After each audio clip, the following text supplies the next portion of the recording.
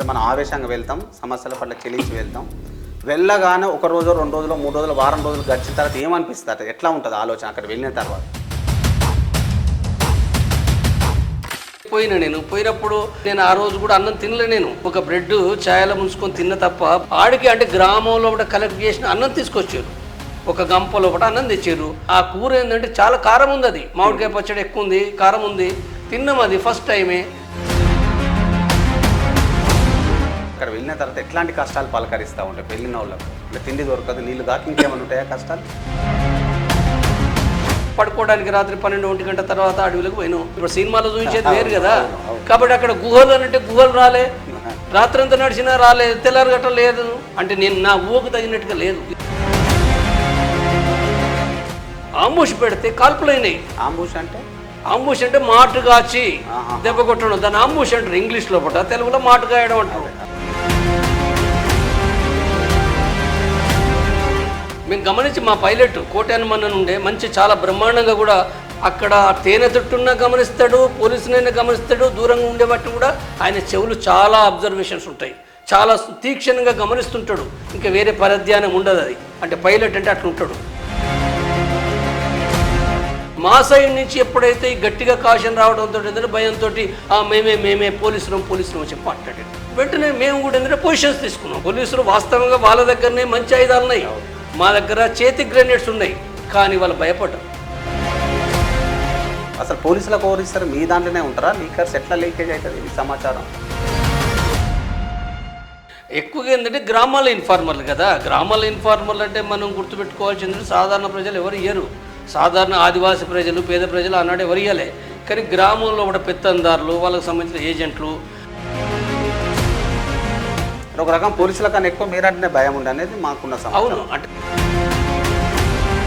మొత్తం ఎండాకాలం ఎండల పండబెట్టి కూడా బట్టలు కూడా తీసి ముసలోళ్ళను, మహిళలను, పిల్లలు కొట్టిండ్రు, బియ్యంలో ఇసుకపోసిర్రు, ఇల్లు కాలబెట్టిండ్రు. అనేక మంది సంఘ నాయకులు ఉంటే ఊళ్ళో సంఘ నాయకులను పట్టుకొని ఏంటంటే బూటకు ఎన్కౌంటర్ చేసారు. మావోయిస్టులకు చాలామంది మీ మీద ఉన్న ప్రేమతో సహకరించేవారు. గ్రామాలలో దండం పెట్టడం కావచ్చు, నీళ్ళు వేయడం కావచ్చు, లేకపోతే పోలీసులు వచ్చే సమాచారం తెలిపడం కావచ్చు. ఇది గ్రహించిన పోలీసులు కొంతమంది వాళ్ళ మీద ఎన్కౌంటర్ చేసి చంపేసేవాళ్ళు. అట్లాంటి కుటుంబాలను ఆదుకునే ప్రయత్నం చేసిందా మీ పార్టీ? పట్టించుకోని మాట వాస్తవమే. అంటే ప్రారంభంలో ఎందుకు పట్టించుకోలేదు అనుకుంటే, మా అమ్మ కూడా మరి అడక తిన్నట్టుగానే అయింది కదా. మా బాబు ఆంజనేయుని గుళ్ళో కూడా ఉన్నాడు, తిండి పెట్టిరు వాళ్ళు. మా అమ్మ కూడా బియ్యం ఇచ్చింది. పోలీసులు చాలామంది అంటే పోలీసులు మంచి వాళ్ళు అయిపోయారు, అన్నలు చెడ్డ వాళ్ళు అయిపోయారు కదా. పై స్థాయికి ఎదిగిన వాళ్ళు డబ్బులు బాగా కూడగట్టుకున్నట్టు ప్రజాప్రతినిధితో కుమ్మక్కై కావచ్చు, రాజకీయ నాయకులతో కుమ్మక్కై కావచ్చు అని అంటుంటారు. నిజమేనా ఇది? నేను ఇంటికరే ఎందుకున్నాను? నేను తట్టుబండి స్కూటర్ ఉన్నది నాకు. ఎందుకుంది? నేను ఏం చేస్తున్నాను? కిరాణా షాప్ ఎందుకు పెట్టుకున్నాను? నేను 1000కి 1-2 ఉన్న మాట వాస్తవమే. నమ్మల కేశరావు ఉన్నాడు. నమ్మల కేశరావు పోయిన కానీ ఇప్పటికి కుటుంబాన్ని చూడలే కదా. అప్పుడు భూస్వామ్య వ్యవస్థ ఉండే, పెత్తందారుల వ్యవస్థ ఉండే, బడుగు బలహీన వర్గాలు మనలాంటి ప్రజలు బతికించే వ్యవస్థ లేదు. కాబట్టి మీలాంటి వాళ్ళు 35, 40 ఏళ్ళు, 50 ఏళ్ళ క్రితం వెళ్ళినారు. ప్రేమ అవసరం లేదు కదా, అందరికి సమానమైన హక్కులు ఉన్నాయి, ప్రశ్నించేది అలవాటు ఉంది. కాబట్టి ఇంకా నక్సలిజం ఎందుకు, అన్నలేందుకు అనే ఒక భావన ఉంది. దేశంలో సమాన హక్కు ఉన్నాయా? సమానత ఉందా? దళితులు అసమానత్వం లేదా? వివక్షత లేదా? అణచివేత లేదా? దోపిడీ లేదా? బీసీ కులాలేంటి? దేశంలో కూడా సగభాగం ఉన్న మహిళలకు సంబంధించి పైన వాళ్ళపైన అణచివేత లేదా? దోపిడీ లేదా? వివక్షత లేదా? పోలీసులు కూడా ఇన్ఫార్మర్లు ఉంటారు వీళ్ళకు. అంటే పోలీస్ వ్యవస్థలో ఏం జరుగుతుందో మీకు సమాచారం చేరవేస్తూ ఉంటారు అంటారు. నిజమేనా అన్న? పోలీసులు అనే వాళ్ళు కూడా ఏంటంటే వాళ్ళు కూడా శ్రామికులే కదా, అందరు పేద వర్గాలే కదా అందులో ఉండేది. సాధారణంగా గ్రామంలో కూడా రైతుల బిడ్డలు, కార్మికుల బిడ్డలే కదా. పోయినప్పుడు మరి అభిమానం ఉంటుంది కదా వాళ్ళకు కూడా. పార్టీలో కూడా బడుగులు బలహీన వర్గాలు అయితే ఒక రాగా, మంచి సామాజిక వర్గం అయితే ఇంకోలా చూస్తారు అనే భావన ఉంటుంది అంటారు. నిజమేనా అన్నారు? అంటే నేను నిజమని చెప్పడానికి నీకున్న ఆధారాలు ఏంటి అని నేను అడుగుతున్నాను. Nambala Keshava Rao party general secretary చనిపోయాడు. నేను మొన్న చనిపోయిన నాటి వరకు కూడా ఆయన కులం ఏంటో నాకు తెలియదు. తిండి పెట్టేది మొట్టమొదటిగా దళితులు, బీసీలే. వాస్తవంగా పోలీసులు మావోయిస్టు పార్టీ శత్రువులు కాదు. ఏం చేయగలిగారు? వాళ్ళు చేయలేదు, మీరు ఏం చేసినారు జాయిన్ అయ్యి అంటే ఏం చెప్తారు? అది ఒక రకంగా భూస్వాములకు వ్యతిరేకంగా పెత్తందారులకు వ్యతిరేకంగా పోరాడి ఆ పెత్తందారుల ఆగడాలకు అడ్డుకట్టేసింది. దండకార్యాలకు వెళ్ళి మీరు సమస్యలు గుర్తించవచ్చు, కానీ ఆ నిధులు ఇచ్చింది మీరేనా? ప్రజల జీవితాలను మార్చడానికి, ఇల్లు కట్టేయడానికి, లేకుంటే కాలనీలో మౌలిక సదుపాయాలు కల్పించడానికి? నిధులు అనేటి ఎత్తున్నాయో పెద్ద ఎత్తున నిధులేం పార్టీ ఖర్చు పెట్టలే. కొంత చేసి అంత మేమే చేసాం, ప్రజల్ని అంటే ఒక తప్పుదోవ పట్టించారు అనేది వాళ్ళ ఇంటెన్షన్. మావోయిస్టు పార్టీ అట్లా ఎక్కడ చెప్పలే. దేశం అంతా మావోయిస్టు పార్టీ చెప్పిందనేది చేసిందని ఎట్లా చెప్పగలుగుతాము? ఆ జనజీవన స్రవంతిలో కలిసిపోయిన వాళ్ళని కూడా అన్నలు వదలరు. నీకు ఆరోగ్యం బాగలేదు, అయినా నీకు ఆ కష్టాలు భరించే ఓపిక లేదు, వచ్చి పని చేసుకుంటున్నావు, నీ పని నువ్వు చేసుకుంటున్నావు కదా, ఎందుకు తప్పాలి నిన్ను? Hi hello, welcome to RG media. నేను మీ రాఘవేంద్ర. ఆర్జీ మీడియా ఆధ్వర్యంలో గత 2 ఏళ్లుగా మనం ఒక అద్భుతమైన ఇంటర్వ్యూలు ఇచ్చే పందాన్ని కొనసాగిస్తూనే ఉన్నాం. ముఖ్యంగా మేధావి వర్గం, ప్రజల సేవ కోసం పనిచేసే నాయకులను మేము ముందుంచే ప్రయత్నం చేసినాం. రాజకీయాలకు అతీతంగా ప్రజా సేవయే పరమావధిగా యువతకు చైతన్యం కల్పిస్తూ నిరుద్యోగ సమస్యపై పోరాటం చేసిన యువతను మేము ముందుకు తీసుకొచ్చే ప్రయత్నం చేసినాం. ప్రజల హక్కుల కోసం మరి రాజ్యాంగంలో ఏం రచించబడి ఉంది, క్షేత్ర స్థాయిలో పాలకుల పనితీరు ఎట్లా ఉందో మీ కళ్ళకు కట్టినట్టుగా వివరించే నాయకులను కూడా మేము ముందుకు తీసుకొచ్చే ప్రయత్నం చేస్తాం. మరి సొసైటీ కోసం తమ కుటుంబాలను త్యాగం చేసిన వ్యక్తులు మనకు అవసరం. వాళ్ళ కుటుంబాలను త్యాగం చేసి మన కోసమే, మన మధ్యలో లేకుండా పనిచేసిన నాయకులు ఎవరు, మరి వాళ్ళ జీవన స్థితిగతులు ఎట్లా ఉన్నాయి, మరి ఎందుకు వెళ్ళాల్సి వచ్చింది, ఇన్స్పిరేషన్ ఏంది, మరి ఎట్లా ఉండే అప్పటి పరిస్థితులు, మరి నాటికి నేటికి పరిస్థితుల మధ్య ఏమైనా మార్పు వచ్చిందా, మరి తిరిగి అవే పరిస్థితులు కొనసాగినాయా, కొనసాగితే నేటి యువత కూడా ఏం చేయాల్సి ఉంటుంది మనం కూడా తెలుసుకోవాలి మనందరం. కాబట్టి ఒక మంచి వ్యక్తి దగ్గరికి వచ్చినాం, మంచి అనుభవజ్ఞ చాలే. మరి పేరు కూడా పెద్ద పరిచయం అక్కర్లేదు, దేశంలోనే అవసరం లేదు, ఇక మన ఉమ్మడి తెలుగు రాష్ట్రాలకు కూడా పెద్ద పేరు అవసరం లేదు. తనే చిన్న వయసులోనే మరి మావోయిస్టు భావజాలానికి ఆకర్షితులై కుటుంబాలను వదిలేసి మరి మన సంక్షేమమే ధ్యేయంగా నాటి ప్రజల సంక్షేమం కొరకు మాత్రమే ఆయన మరి మావోయిస్టు పార్టీని ఎంచుకున్నాడు. అనేక కష్టాలకు వచ్చినారు, మరి అంచెలంచెలుగా ఆ పార్టీలో ఎదుగుతూ కేంద్ర కమిటీ సభ్యుని దగ్గర వరకు కూడా ఎదిగారు. మరి అక్కడ వినూత్నమైన పందాన్ని అవలంబించారు. తనే జంపన్న గారు. ఇప్పుడు మనం తన దగ్గర ఉన్నాం, మరి అడుగుదాం. ఆయన అనుభవాలను మీరు తెలుసుకోవాలి, మనం తెలుసుకోవాలి, మనందరం తెలుసుకోవాలన్న ఒక ఆలోచనతో మాత్రమే మరి సార్ దగ్గరకు వచ్చాం. నమస్తే అన్న. నమస్తే. బాగున్నారా? బాగుంది. ఎట్లా ఉండే అన్న, ఇప్పుడు మీరు మావోయిస్ట్ కేంద్ర కమిటీ సభ్యునిగా ఎదిగినారు. మన అప్పుడున్న పరిస్థితులలో పూట గడవని పరిస్థితి, ప్రతి ఒక్కరు ఏమనుకునేది నేను ఎగ్జిస్టెన్స్ కావాలి, నా భార్య పిల్లల్ని సాకుకోవాలని ఏదో పనులు చేసుకునేది ఉండేది కదా, మీరు ఎందుకు వెళ్ళినారు మరి?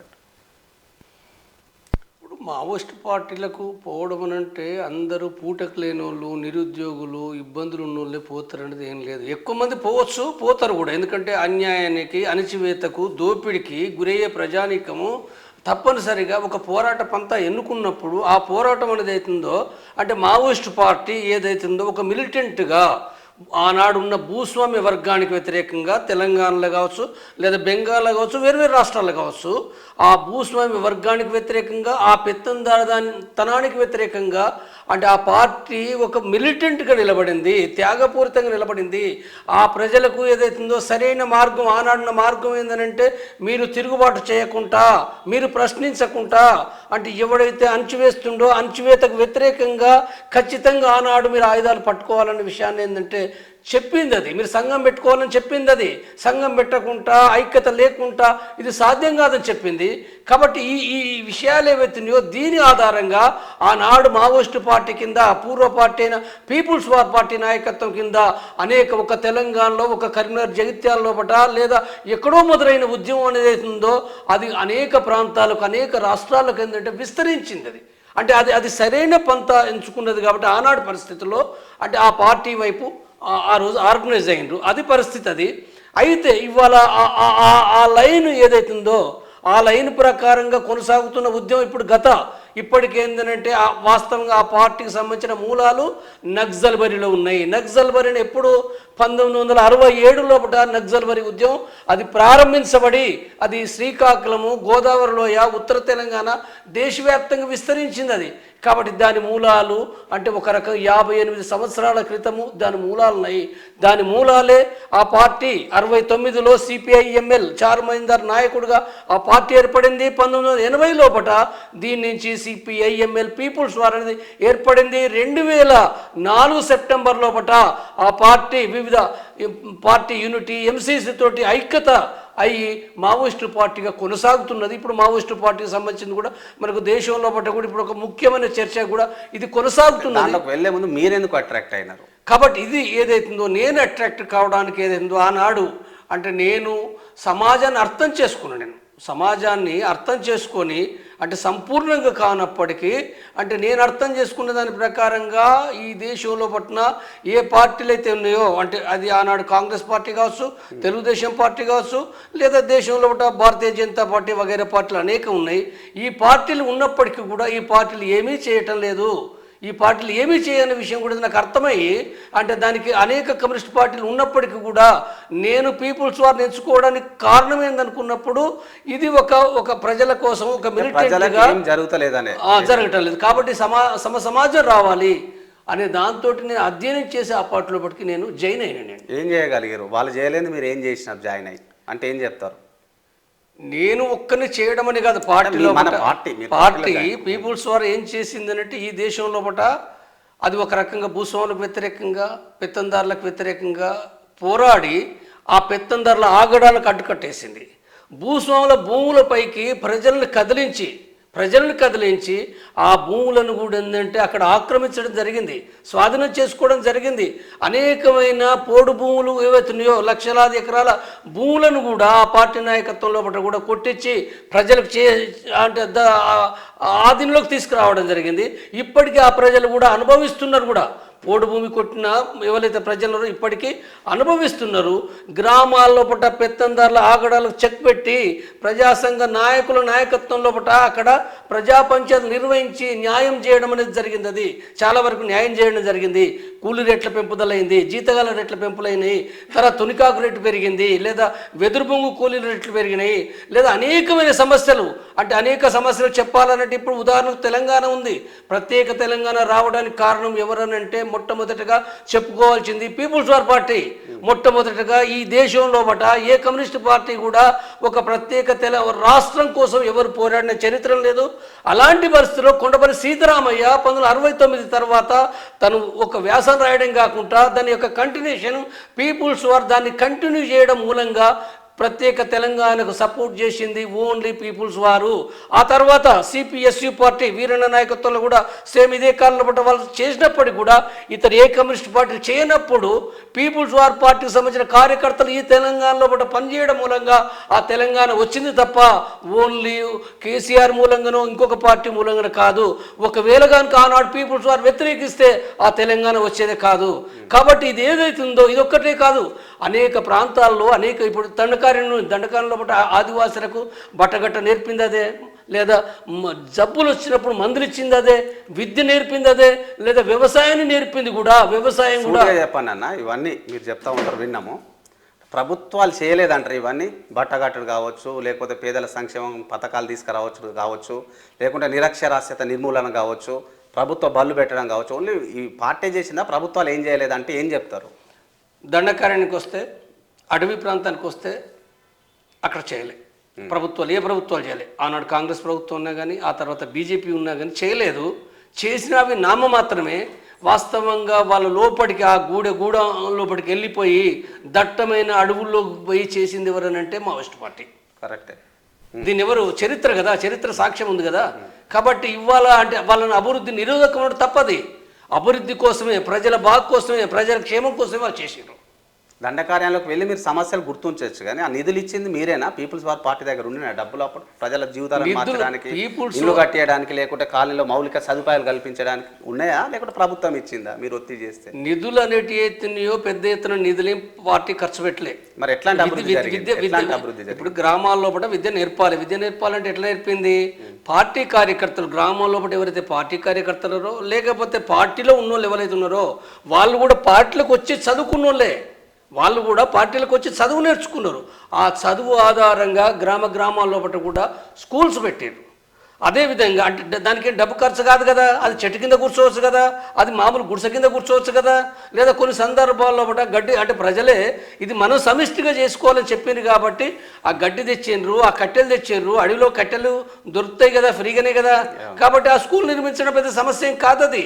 కాబట్టి స్కూల్ నిర్మించుకున్నారు, దానికి కావాల్సిన పుస్తకాలు ఏంటి, పెద్ద ఖర్చు కాదు కదా. అంటే వాళ్ళు ఏదో కాలేజీలు పెట్టలే, కనీసం 2, 3, 4, 5వ తరగతి వరకు కనీసమైన ఒక నాలెడ్జ్ పొందటానికి ఆ విద్య అనేది ఏంటో ప్రారంభించారు. అదేవిధంగా మెడికల్కి సంబంధించింది ఏంటిది, అక్కడేమో మావోయిస్టు పార్టీలో ఎంబీబీఎస్ డాక్టర్లు పట్టా పొందిన డాక్టర్స్ ఏమీ లేరు.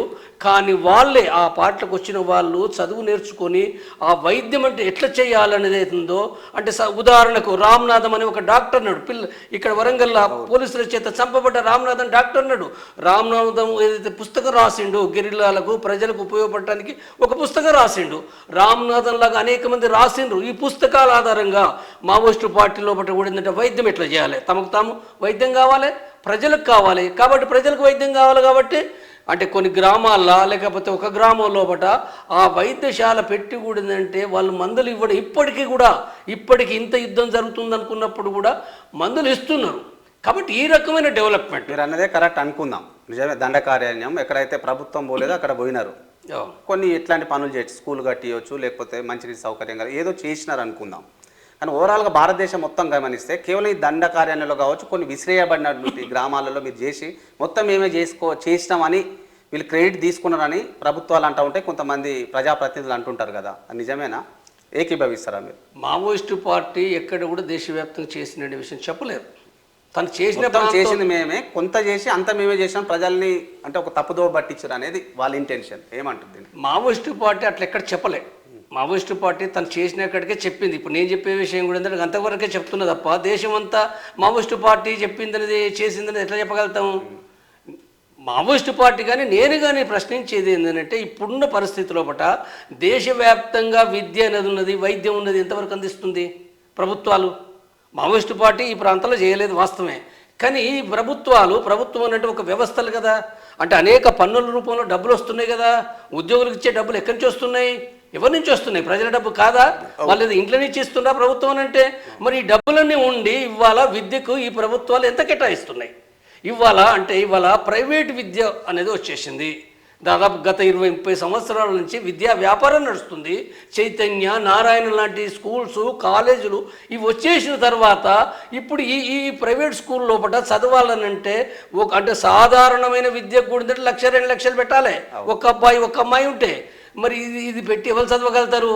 ఇవాళ అసలు రోజు కూలి పని చేస్తే రోజు అంటే నెలకు కూడా 10,000 రావటం లేదు. 10,000 రానప్పుడు 10,000 రాని ఈ ప్రజలు మరి తమ పిల్లలు 2 పిల్లలైతే 3 పిల్లలైతే వీళ్ళు ఎట్లా చదివించాలి? ప్రభుత్వం అంటున్నది ఏంది, లేకపోతే ప్రభుత్వంలో ఉన్న నాయకులు అంటున్నది ఏంది, ప్రజాప్రతినిధులు అంటే ఎమ్మెల్యేలు కావచ్చు, మంత్రులు కావచ్చు, ముఖ్యమంత్రి కావచ్చు, వీళ్ళని చాలాసార్లు ఇంటర్వ్యూలు చేస్తే అనేది ఏంటంటే ఎందుకు పోతున్నారు ప్రైవేట్ స్కూళ్ళకు? మేము ప్రభుత్వ స్కూల్ పెట్టినాం, హాస్టల్ పెట్టినాం, గురుకులాలు పెట్టినాం, మరి బడుగులు బలహీన వర్గాలకు రూపాయి ఖర్చు లేకుండా తిండి పెట్టి చదువు చెప్పిస్తున్నాం కదా, అటువైపు ఎందుకు పోతా ఉన్నారు? మరి మాదా తప్ప అంటే ఏం చెప్తారు? ప్రజలు తప్ప ప్రభుత్వం అందా? ప్రభుత్వ స్కూల్ అంటే ఇప్పుడు ప్రభుత్వ స్కూల్ లోపల అంటే చూసటానికో ప్రభుత్వ స్కూల్ కొన్ని పెట్టారు కానీ కొన్ని పెట్టినప్పటికీ దాంట్లో కూడా సరైన సదుపాయాలు లేవు. సరిగ్గా అంటే ఆ టీచింగ్ చేసే టీచర్స్ లేరు, ఆ టీచర్స్ సరిగ్గా రారు, దాని మెయింటెనెన్స్ ఉండదు. మెయింటెనెన్స్ ఉండనప్పుడు అందులో కూడా చదువుకోనప్పుడు అంటే పోటీ పడలేరు కదా. ఇప్పుడు పోటీ పడలేనప్పుడు అంటే ఇప్పుడు దీంట్లోకి ఎవరు పోవాలి? మీరు చూడండి, ప్రజలు ప్రశ్నించవచ్చు కదా. అంటే ఇప్పుడు దీంట్లోకి ఎవరు పోతుండ్రు? ఎక్కువ తిండికి లేనోళ్ళు, పేద వర్గాలు మాత్రమే, కింది కులాలు మాత్రమే పోతున్నారు. వాస్తవంగా అంటే ఏదైతే అగ్ర కులాలని చెప్పబడుతున్నాయో అంటే ఒకనాడు క్షూద్రులే అయినప్పటికీ అది రెడ్డి కావచ్చు, కమ్మ కావచ్చు, విలమ కావచ్చు, వీళ్ళు పోతున్నారా? ఎంతమంది పోతున్నారు? లేదా ఒక బీసీ కులాలకు సంబంధించిన దాంట్లో కూడా ఒక పై సెక్షన్ ఉంది, పోతున్నారా? ఎవరు పోతున్నారు? ఎందుకు పోవటం లేదు? కట్టే వాళ్ళు పోతున్నారు మీకేంటి బాధ అనేది వాళ్ళ క్వశ్చన్. ఇదే కట్టే స్తోమత ఉన్న వాళ్ళు పోతున్నారు, మిగతా వాళ్ళకి అందిస్తున్నాం కదా, అందించలేనండి. అంటే దానికి అంటే ఇప్పుడు గవర్నమెంట్ స్కూల్ అని అంటే తప్పనిసరిగా సరైన సదుపాయాలు కల్పించాలి, సరైన మెయింటెనెన్స్ ఉండాలి, సరిగ్గా టీచర్స్ ఉండాలి, అంటే పోటీ పడే విధంగా ఉండాలి కదా. ఈ పోటీ పడే విధంగా లేనప్పుడు నీకు ప్రైవేట్ స్కూల్స్ కాలేజీలు విపరీతంగా పెరిగిపోయి ఈ పరిస్థితిలో నేను గవర్నమెంట్ స్కూల్ పెట్టినా దాంట్లోకే రావటం లేదంటే ఎట్లా వస్తారు, రారు కదా. ఇదంతా కూడా నాటకము. వాస్తవంగా ఈ ప్రైవేట్ స్కూళ్ళు ప్రైవేట్ కాలేజీలు పెట్టేది ఎవరంటే పెట్టుబడిదారి వర్గం.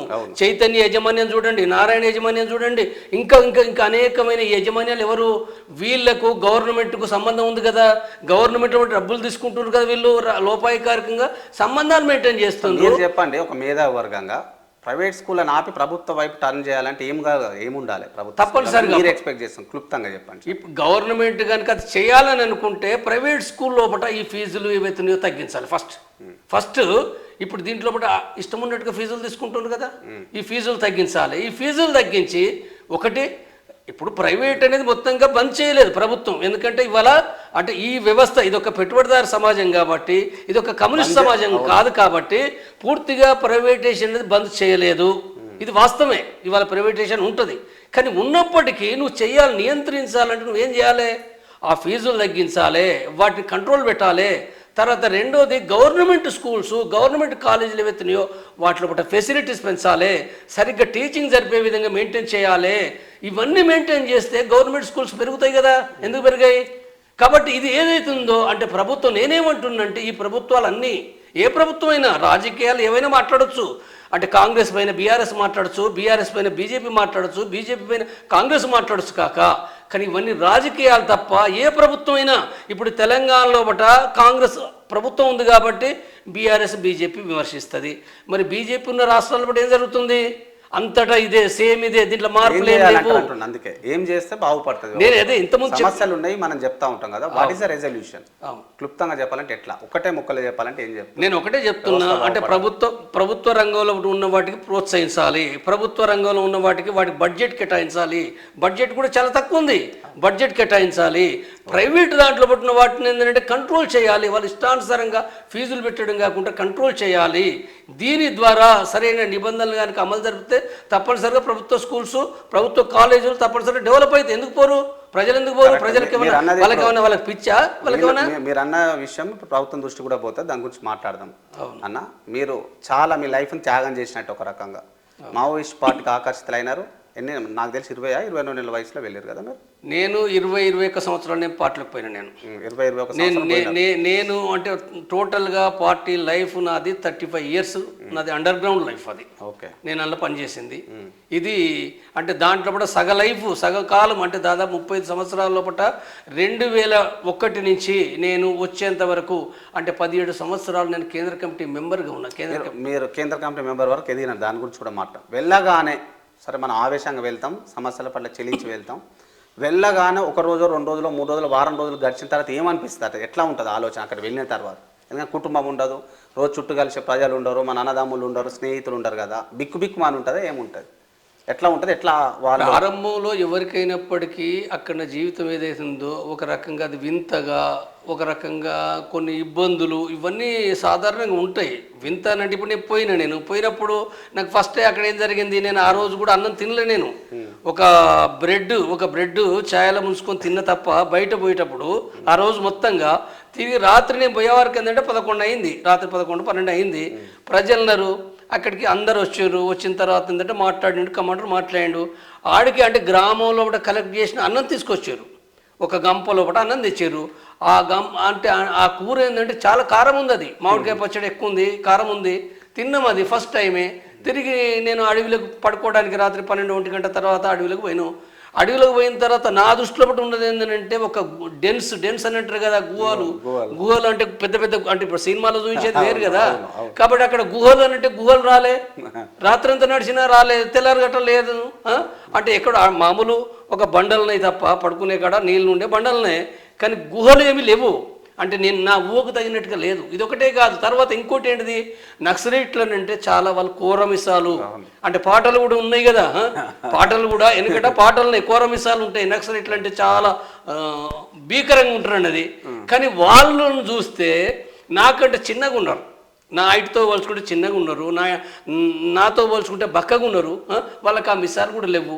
అరే వీళ్ళేం నక్సలైట్లు అంటే నా ఊహలో ఉన్నది ఏదో అది పటాపంచలైంది. ఆ తర్వాత నా జీవితం ఏదైతుందో అంటే అది ప్రారంభించబడింది. అంటే ఇది అనేక విషయాల్లో పట్ల కూడా అక్కడ ఒక వింత విషయాలు లేకపోతే అంటే ఒక్కొక్కటి అర్థం చేసుకున్నాం కదా. ఈ అర్థం చేసుకునే క్రమం లోపట అంటే మారుతారు. కాబట్టి కొంతమంది భయపడ్డోళ్ళు వెనక్కి వెళ్ళిపోతారు, లేకపోతే ఆ కష్టాలు తట్టుకోలేని వాళ్ళు వెళ్ళిపోతారు. కష్టాలు ఉంటాయి అన్న, కష్టాలు అంటుంటాం కదా. అక్కడ వెళ్ళిన తర్వాత ఎట్లాంటి కష్టాలు పలకరిస్తూ ఉంటాయి వెళ్ళిన వాళ్ళకు? అంటే తిండి దొరకదు, నీళ్ళు కాక ఇంకేమైనా ఉంటాయా కష్టాలు? ఇప్పుడు కష్టాలు అనంటే ఇప్పుడు నేను నా జీవితం గురించి చెప్పాలనంటే నేను 1984 పూట నేను పోయిన ఎండాకాలం పోయినా. వాస్తవంగా 84 పోయినప్పుడు ఆనాడు అప్పటికే అంటే 2 రకాలుగా ఒక వంక పోలీస్ కోంబింగ్లు కొనసాగుతున్నాయి అడవి లోపల, చాలా క్యాంపులు ఏటూరు నగరం మాదేపూర్ ప్రాంతంలో చాలా క్యాంపులు వచ్చేసినాయి, దాడులు జరుగుతున్నాయి ఒకటి. రెండోది ఆనాడున్న నేపథ్యం లోపల ఎంఎల్ పార్టీ అంటే పుల్లారెడ్డి నాయకత్వంలో ఎంఎల్ పార్టీకి పీపుల్స్ వార్ పార్టీకి కూడా ఘర్షణలు అవుతున్నాయి. కాబట్టి ఈ ఘర్షణ లోపల నేను మొట్టమొదటగా పోయిన చాలా 1 మంత్ కూడా కానప్పుడే ఒక వంక ఎంఎల్ పార్టీ వాళ్ళతోటి కూడా ఫైరింగ్స్ అయినాయి. ఎవరికేం కాలే, వాళ్ళకేం కాలే, మాకేం కాలే, ఒక మొట్టమొదటి ఫైరింగ్ అయింది.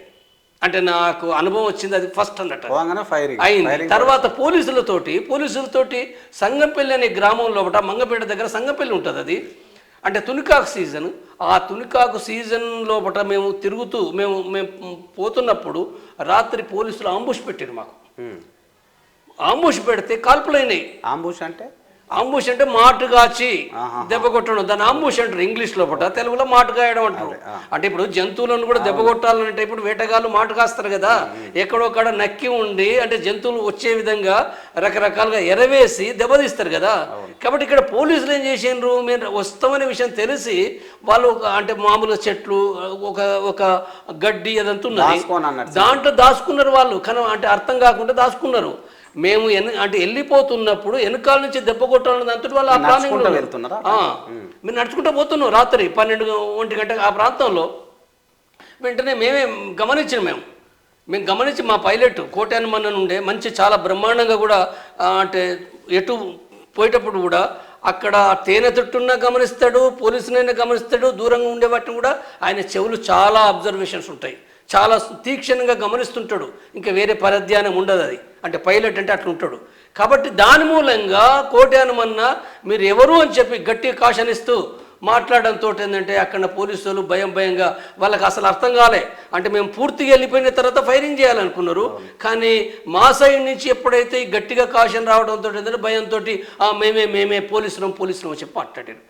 వెంటనే మేము కూడా ఏంటంటే పొజిషన్ తీసుకున్నాం.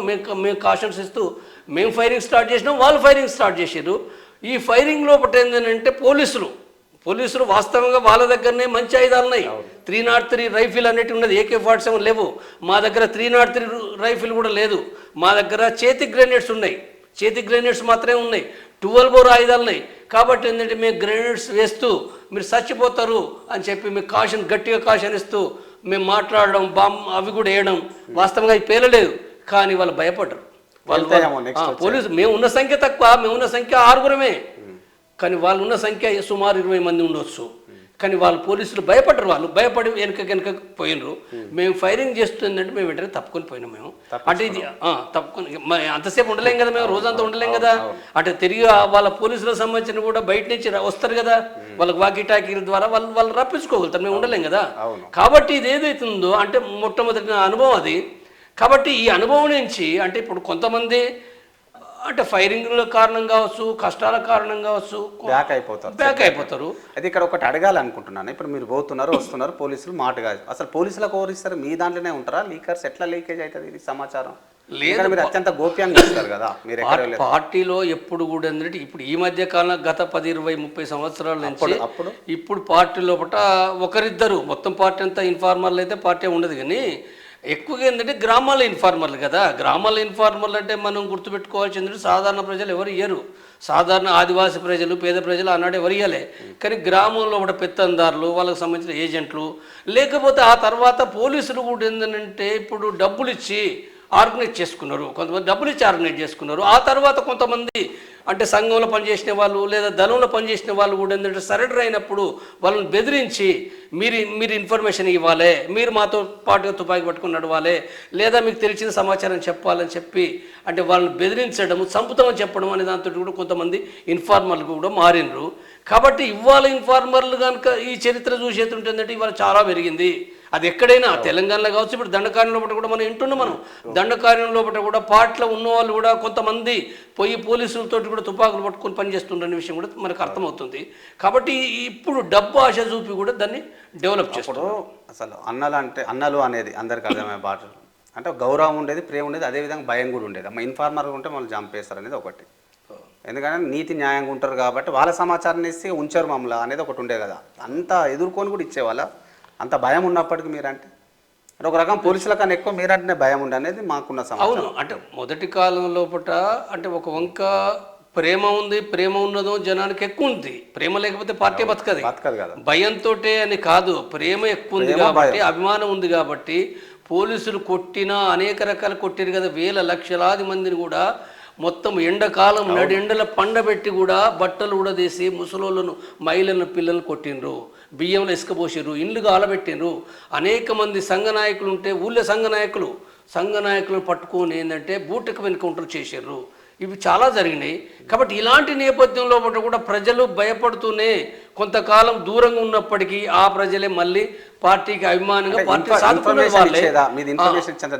లేదు, ఫస్ట్ ఏం లేదు. కానీ ఆ తర్వాత నేను ఎందుకు చెప్తున్నానంటే మొట్టమొదటగా ఏమీ ఇన్ఫర్మేషన్ ఇవ్వలేదు. కానీ ఆ తర్వాత క్రమంగా పెరిగింది. క్రమంగా పెరగటానికి ఏదైతే ఉందో డబ్బు ఆశ చూపించడమే కారణం. ఇది ఆ తర్వాత పెరిగింది. మొట్టమొదట ఏం లేదనేది నేను కన్నా డబ్బు ఏం విలువ కాదు. అంటే మన ప్రాబల్యం తగ్గి వీళ్ళు ఏం చేస్తారలే అనుకున్నారా, లేకపోతే ఏం జరుగుంటుంది అనేది అక్కడ అందరికీ. అంటే ఇప్పుడు సంఘాలు కూడా దెబ్బతిన్నాయి కదా. ఇప్పుడు మొట్టమొదటి ఉన్న సంఘాలు ఏవైతున్నాయో మొట్టమొదటిగా చట్టబద్ధంగా సంఘాలు ఉన్నాయి కదా. ఇప్పుడు హైదరాబాద్లో ఉన్నాయి, వరంగల్ ఉన్నాయి, దేశవ్యాప్తంగా ఇప్పుడు విద్యార్థి రంగంలో రాడికల్ విద్యార్థి సంఘం ఉన్నది, రైతుల లోపల రైతు కూలి సంఘం అని ఉంది, మహిళలకు సంబంధించిన మహిళా సంఘం ఉంది, లేదా కార్మికుల లోపల ఉదాహరణకు చెప్పాలంటే సింగరేణి దాంట్లో సింగరేణి కార్మిక సమాఖ్య ఉంది, లేదా ఆర్టీసీ లోపల కూడా ఆకాశ అనే పేరు మీద ఉంది. వేరు రంగాల లోపల ప్రజా సంఘాలు చట్టబద్ధంగా ఉన్నాయి.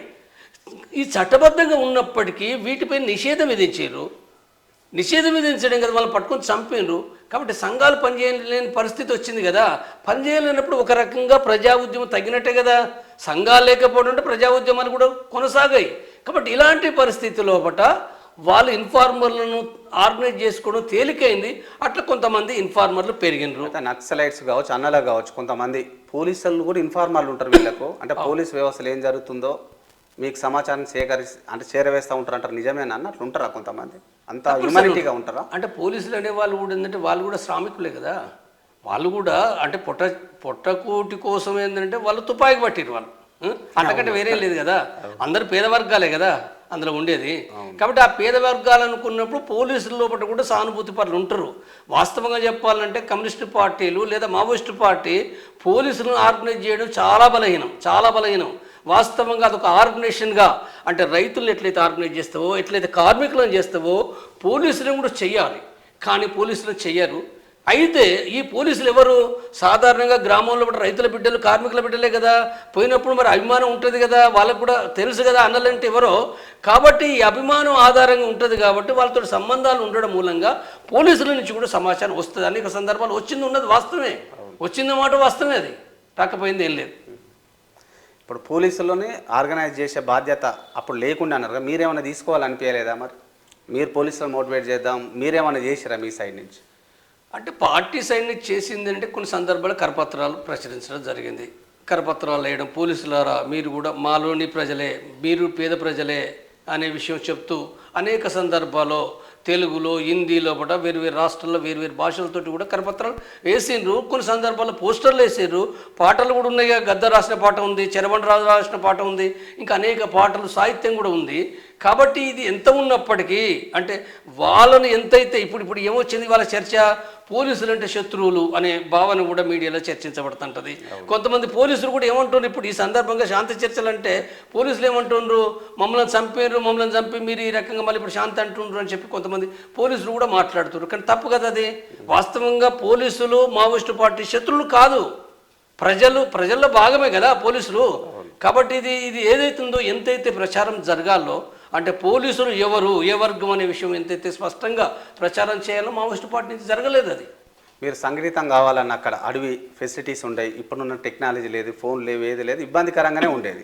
అంటే మీరందరూ కూడా ఒక దగ్గర ఆర్గనైజ్ కావాలంటే కోడ్ లాంగ్వేజ్ ఏమైనా ఉండేది, అందరు పెద్ద నాయకులు అంతా సమావేశమయ్యారు, దీని మీద మాట్లాడుకోరు అనేది వార్తలు వచ్చేది కదా. ఎట్లా మీరు సమాచారాన్ని చేరవేసుకునేది?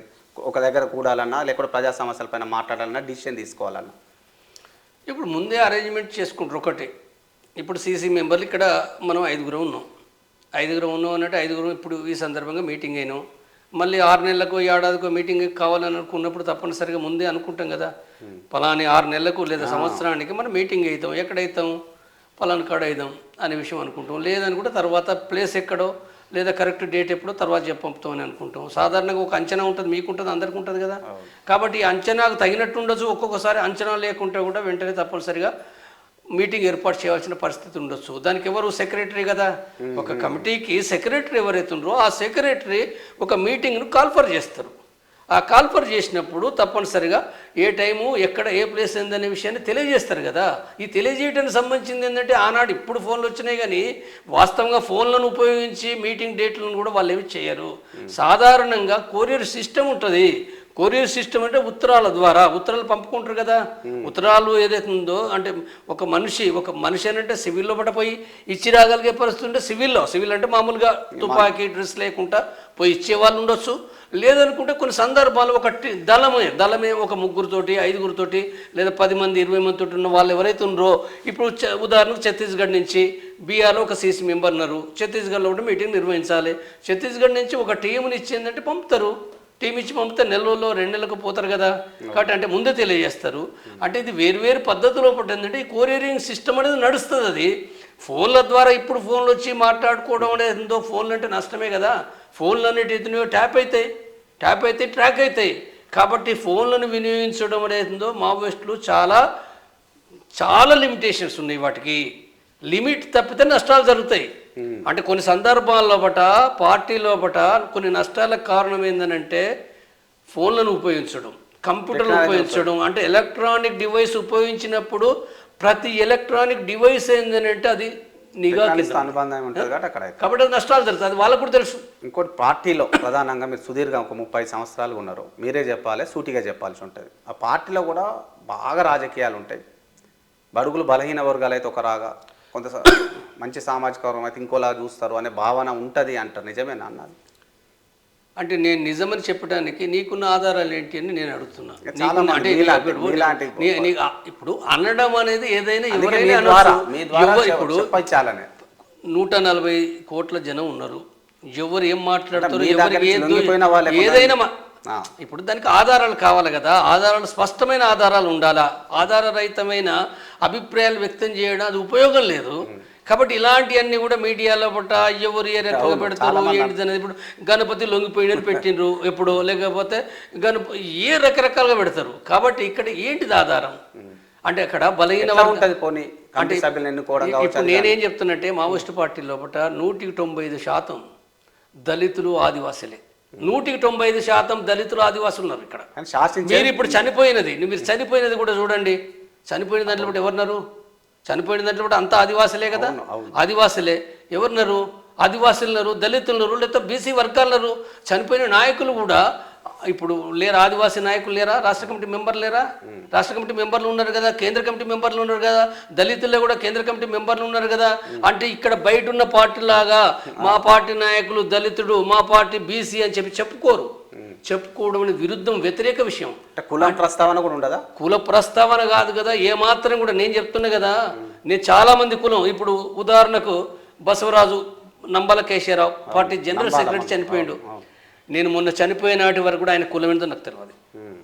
తర్వాత సుధాకర్ చనిపోయాడు, ఆయన కులం ఏంటో నాకు తెలియదు. కొంతమంది పేపర్లు వచ్చినప్పుడు వేరే సందర్భం కొన్ని తెలుస్తుంది. కానీ ఈ కులమేంటో తెలుసుకోవాల్సిన అవసరం, ఆ కులమేందో తెలుసుకోవాల్సిన అవసరం నాకు ఏమీ లేదు. ఏమున్నది అక్కడ? తినే తిండి కాడ కలిసి తింటున్నాం, కలిసి వంటలు చేస్తున్నారు, కలిసి తింటున్నాం. వచ్చే తిండి కూడా ఎక్కడి నుంచి వస్తుంది? తిండి పెట్టేది మొట్టమొదటిగా దళితులు, బీసీలే. అగ్రకులాల నుంచి పెడతారని కాదు, అగ్రకులాల నుంచి పెడతారనుకున్నా ఈ పార్టీ వ్యవస్థాపక నాయకుడైన కొండపల్లి సీతారామయ్య మొట్టమొదటిగా 74, 75 లోపట పార్టీ దళం అని అంటే మొట్టమొదటిగా దళితుల ఇళ్ళకి పోవాలి. దళితుల ఇళ్ళకి పోయినప్పుడే నువ్వు D క్లాస్ అవుతావు. దళితుల ఇళ్ళ కారం పెడితే తినాలి, దళితుల ఇళ్ళలో గుడ్డు మాంసం పెడితే కూడా తినాలి. ఇక్కడి నుంచి నువ్వు D క్లాస్ కావాలి. నువ్వు విప్లవం చేయాలంటే నీకు తిండే నీకు ఒక టెస్ట్ ఇది. కాబట్టి అంటే నువ్వు అగ్రకులాలు పుట్టొచ్చుగాక, నువ్వు అగ్రకులం పుడితే నీ భావజాలాన్ని మార్చుకోకుండా నీ భావజాలం అంతా అదే విధంగా ఉంటుంది అనుకుంటే నువ్వెట్లా విప్లవకారునివి? కాబట్టి నీకు తిండి కాడ ఎగిరిపోతుంది, పెళ్ళిళ్ళు చేసుకునే కాడ ఎగిరిపోతుంది. పెళ్ళిళ్ళు చేసుకున్న ఎవరు ఏ కులాన్ని పెళ్లి చేసుకుంటుండ్రు అక్కడ? ఆ కులం ప్రకారం ఏమైనా పెళ్ళిళ్ళు జరుగుతున్నాయా? కలిసి ఉంటుండ్రు, ఎక్కడ ఏ రకంగా ఉంటున్నాయి? కాబట్టి ఇక్కడ ఎక్కడ కులము లేని దాన్ని ఈ కులం అని చెప్పి ఇక్కడ మాట్లాడడం ఇది ఎట్లా కరెక్ట్? అక్కడ నాయకత్వం అనేది పిలుచుకుంటారు. అక్కడ ఉన్న వాళ్ళంతా అన్న తమ్ముడు అని అంటుంటారా, ఏమైనా పేర్లు పెడతారా? ఎట్లా ఉంటది వరుసలు కలుపుకోవడం? అన్న అనుకుంటారు, పేరు పెట్టి కూడా పిలుస్తారు. కొన్ని సందర్భంలో ప్రతి మార్చుకుంటారు. ఒక సందర్భంలో అన్న అని పిలవడం తప్పనిసరి, అన్న లేదా కామ్రేడ్ అని పిలవడం, అక్క అని పిలవడం. కానీ ఆ తర్వాత ప్రతి వాళ్ళని కూడా అన్న అక్క అనడం కాకుండా అంటే పెద్దవాళ్ళు చిన్నవాళ్ళను కూడా పేరు పెట్టి పిలవాల్సిన, అంటే ఇప్పుడు నువ్వు నాకంటే వేసి తక్కువ ఉన్నావు అంటే ప్రతి సందర్భంలో అన్న అనడం కొద్దిగా అబ్నార్మాలిటీ అనేది చర్చ జరిగింది. అది ప్రారంభంలో కూడా అది కరెక్టే ఉంది. కానీ ఒక డెవలప్ అవుతున్న సమాజంలో అన్న అక్క అనేది ఎందుకు? పెద్దోళ్ళు పెద్దగానే ఉండాలి కదా వయసు రీత్యా. కామ్రేడ్గా అనేది అందరికి సేమ్ కామ్రేడ్సే, కానీ పిలుచుకునేటప్పుడు అన్న అనే కంటే కూడా పేరు పెట్టి పిలవచ్చుగా. చిన్న వాళ్ళని కూడా అట్లా పిలవకూడదు కదా. కాబట్టి ఇది కూడా కొంత డెవలప్ అయింది. అయితే రెండూ నడుస్తున్నాయి. ఇప్పుడు రాజకీయాలు ఉంటాయంటే ఉండే అన్నారు కదా, అక్కడ ఎట్లా అంటే ఇప్పుడు చిన్న వయసులో ఆకర్షితులై వస్తూ ఉంటారు. 15, 16 ఏళ్ళలో కూడా 20 ఏళ్ళు, 22 ఏళ్ళు, 23 ఏళ్ళు అయిన తర్వాత యాజ్ ఏ హ్యూమన్గా మనం మ్యారేజ్ చేసుకోవాల్సి వస్తే ఇవన్నీ ఉంటాయి కదా. ఎట్లా అది సాధ్యం అవుతుందా?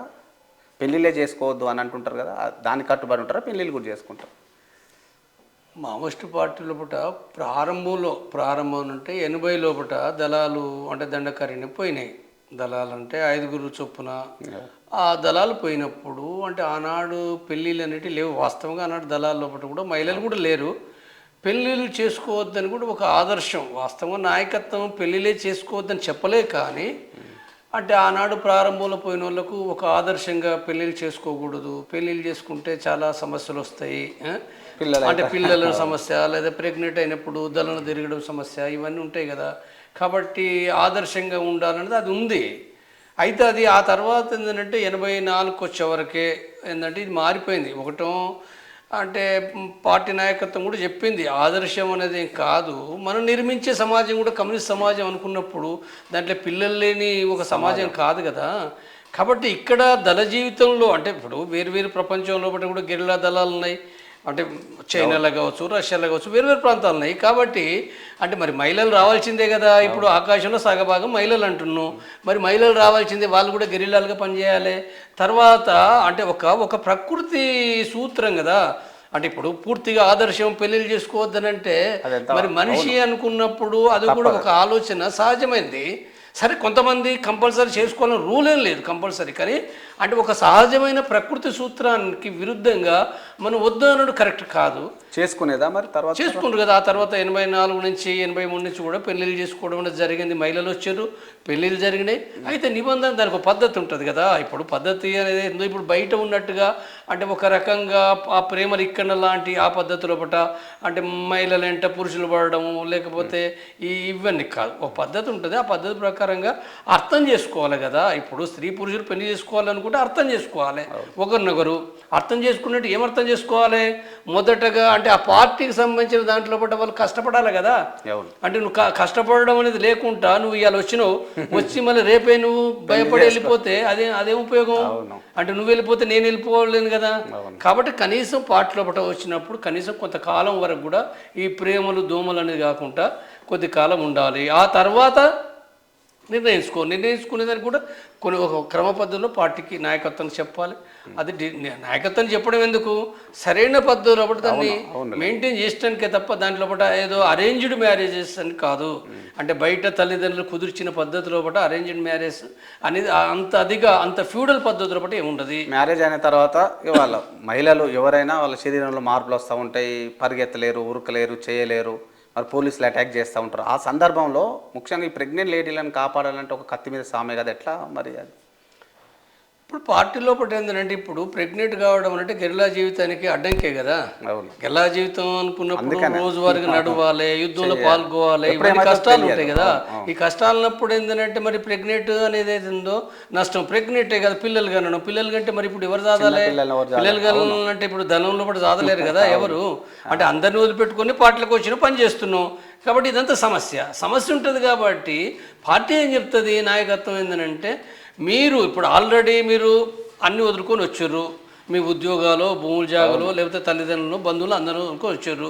అంటే ప్రజలే మన యొక్క గురువులు, ప్రజలే మన యొక్క అంటే మనకు కావాల్సిన వాళ్ళు, మన తల్లులు అని అనుకుంటున్నప్పుడు మళ్ళీ మీరు ఇదంతా ఎందుకు ఆలోచిస్తారు? మీ పిల్లల గురించి ఎందుకు ఆలోచిస్తారు?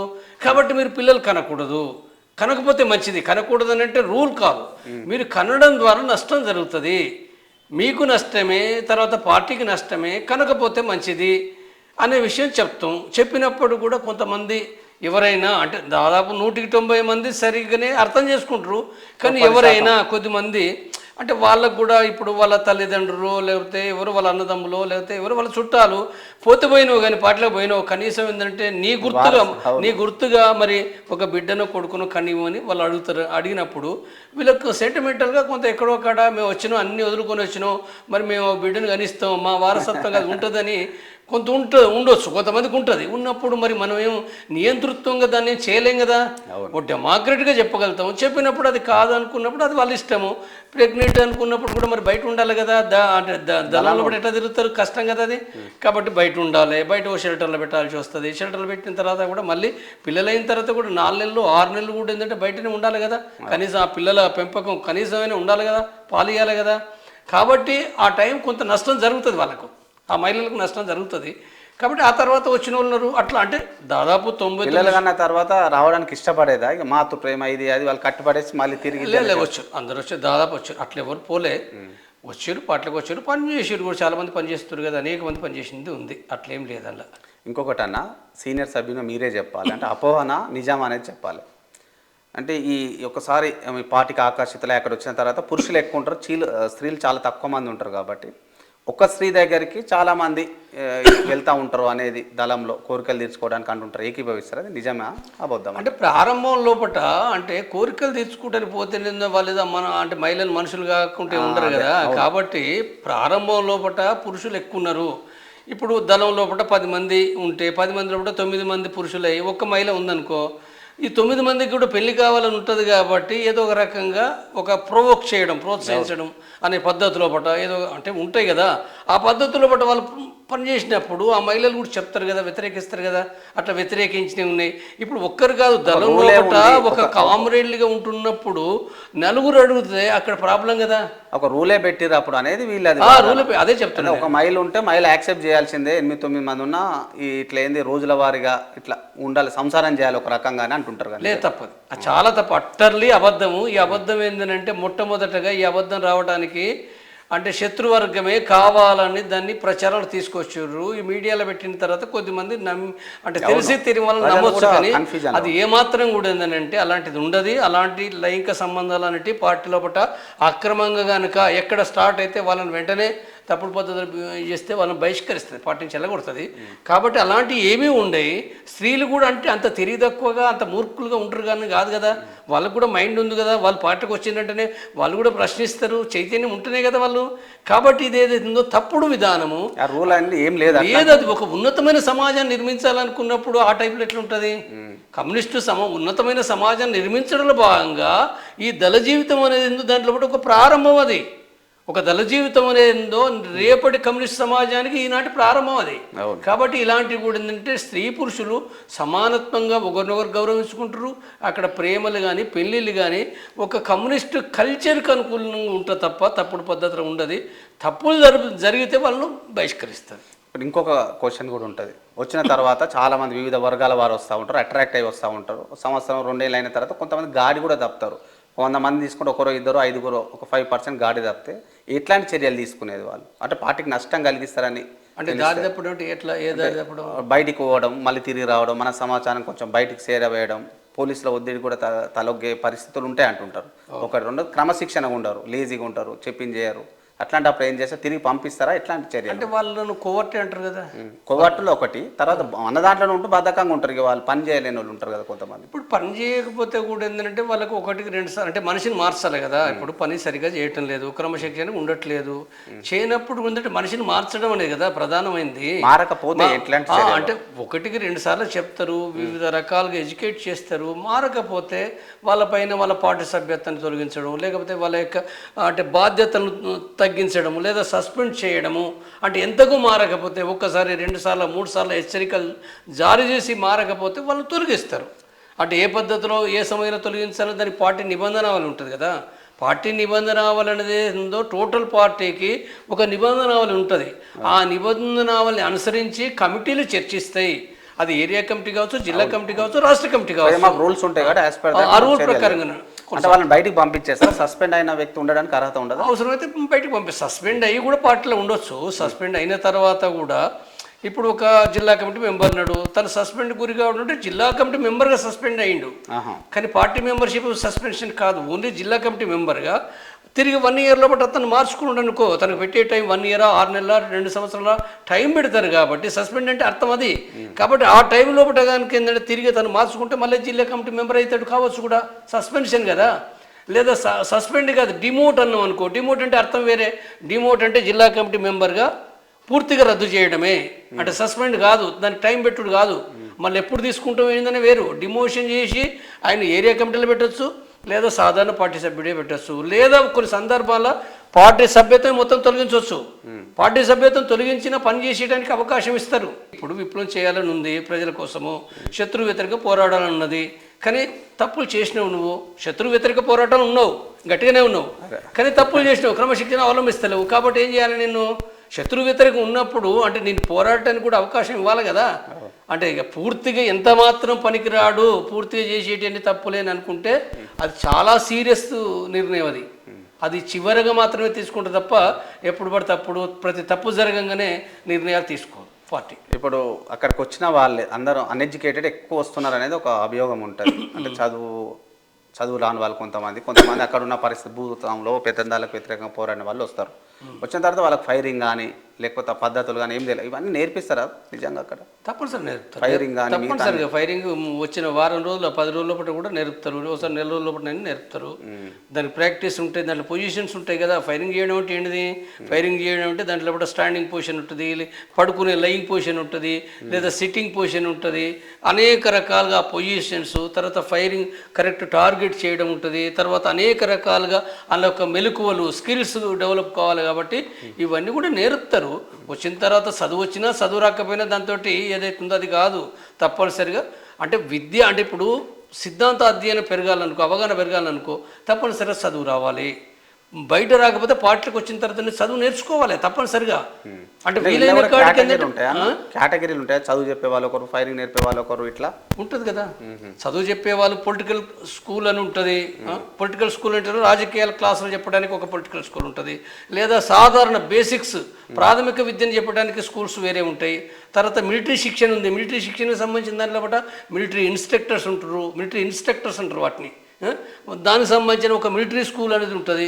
కాబట్టి వేర్వేరు పద్ధతిలో పట్టడం కూడా ఏంటంటే ఇలా ఉంటుంది. ఒక మిలిటరీ మాత్రమే కాదు, ఇప్పుడు ఒక రకంగా చెప్పాలంటే కంప్యూటర్ నేర్చుకోవడం కూడా అందులో అవసరమే కాబట్టి కంప్యూటర్ సంబంధించిన క్లాసులు కూడా పెట్టారు. కొన్ని సందర్భాలు సెల్ ఫోన్లు కూడా ఉపయోగించాలి కాబట్టి సెల్ ఫోన్లో కూడా క్లాసులు పెట్టారు. వైద్యం ఉంది, వైద్యం మరి రాదు కదా, అక్కడ ఎంబీబీఎస్ డాక్టర్ లేరు కదా.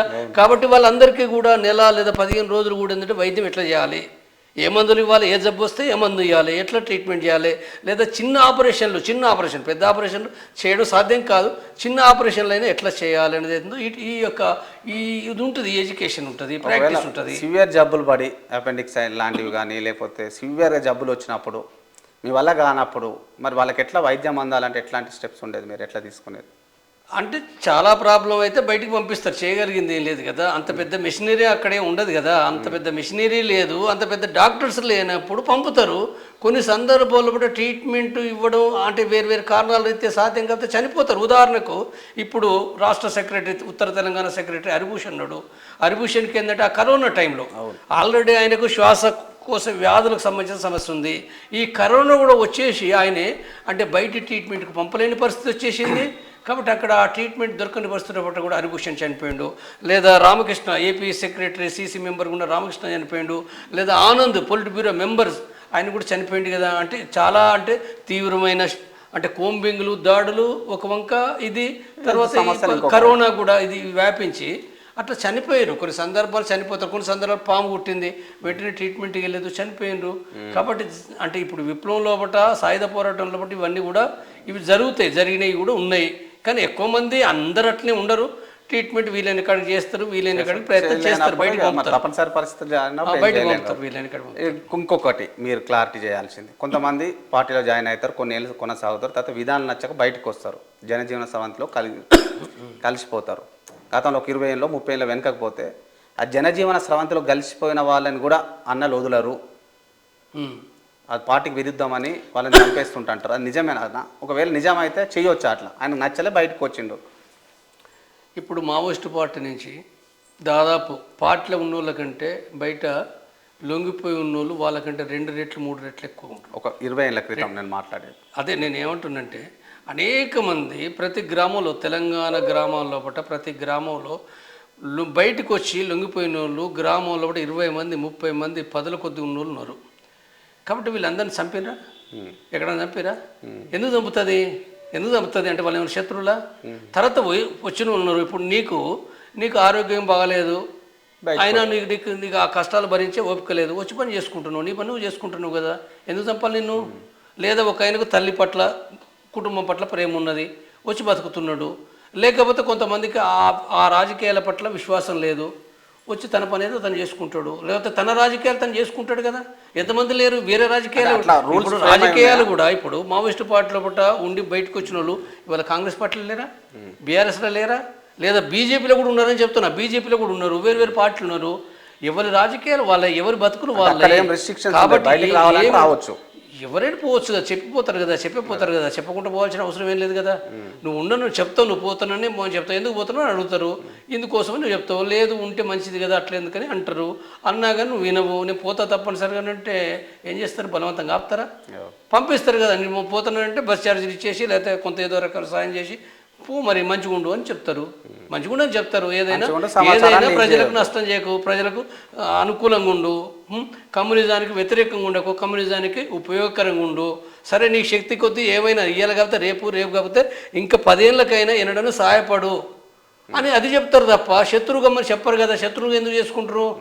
ఇంకొక 2 అన్న, ఇది ఒకటి మీరు క్లారిటీ ఇచ్చినారు. ఇప్పుడు సెకండరీ మావోయిస్టులకు చాలామంది మీ మీద ఉన్న ప్రేమతో సహకరించేవారు గ్రామాలలో, తాన్నం పెట్టడం కావచ్చు, నీళ్ళు వేయడం కావచ్చు, లేకుంటే పోలీసులు వచ్చే సమాచారం తెలిపడం కావచ్చు. ఇది గ్రహించిన పోలీసులు కొంతమంది వాళ్ళ మీద ఎన్కౌంటర్ చేసి చంపేసేవాళ్ళు. అట్లాంటి కుటుంబాలను ఆదుకునే ప్రయత్నం చేసిందా మీ పార్టీ? అంటే దీంట్లో నేను మొట్టమొదటిగా చెప్పాలని అంటే పట్టించుకోని మాట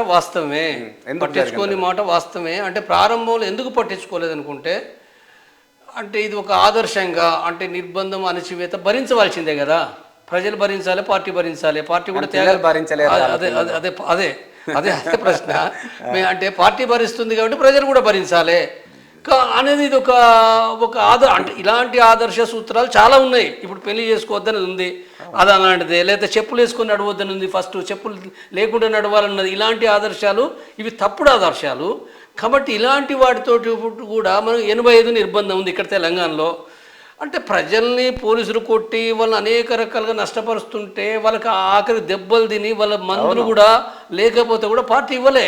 పార్టీ ఇవ్వనప్పుడు కనీసం పార్టీ ఇవ్వడం అంటే సరే పార్టీకి ఎక్కడి నుంచి వస్తాయనంటే పేద ప్రజలే ఇస్తారు. కొన్ని సందర్భాల్లో చందాలు కూడా చేస్తుంది, కొన్ని సందర్భాల్లో ఫండ్స్ వసూలు చేస్తుంది కాంట్రాక్టర్ నుంచి కూడా.